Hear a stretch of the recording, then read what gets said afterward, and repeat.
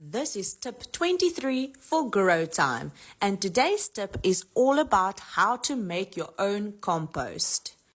Now, there are many benefits to composting, such as you recycle all your kitchen and yard waste, you introduce beneficial organisms to your soil, it is an excellent soil conditioner, and it's good for the environment. Now, the key to composting is finding a balance between carbon elements and nitrogen elements, and it's not difficult. Carbon items are brown items and nitrogen items are green items. Here's a good indication of the difference between the two, so you cannot get confused between the two. A healthy compost pile has more carbon than nitrogen. The rule of thumb is a 1:3 ratio of green material and a 2:3 ratio of brown material. Do not compost the following material, and they are meat bones, fish scraps, pesky weeds, diseased plants, and pet manure. Banana peels and orange peels may be sprayed with pesticides, so wash them before you add them to the compost pile. Black walnut leaves is a no-go for composting. And if you add sawdust, make sure to use it in moderation. It shouldn't clump together.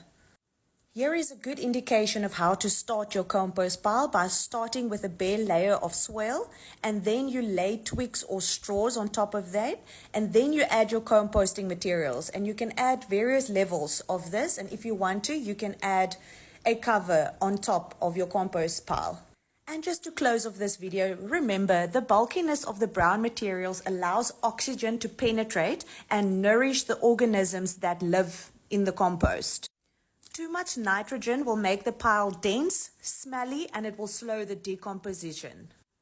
Covering fresh nitrogen-rich material with carbon-rich material often exudes, that's a nice word, a fresh, wonderful smell. If in doubt, just add more carbon. So gather your food waste and scraps in the kitchen and don't add it every day. Like compile it for a week and then you add it to your compost pile with some brown material on top of that. And then you just watch the magic happen.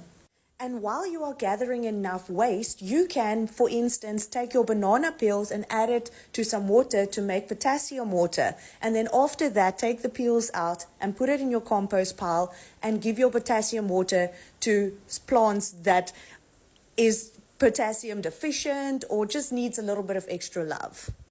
And there you have it. Remember to check out my pinned video on my profile for my giveaways. Happy planting!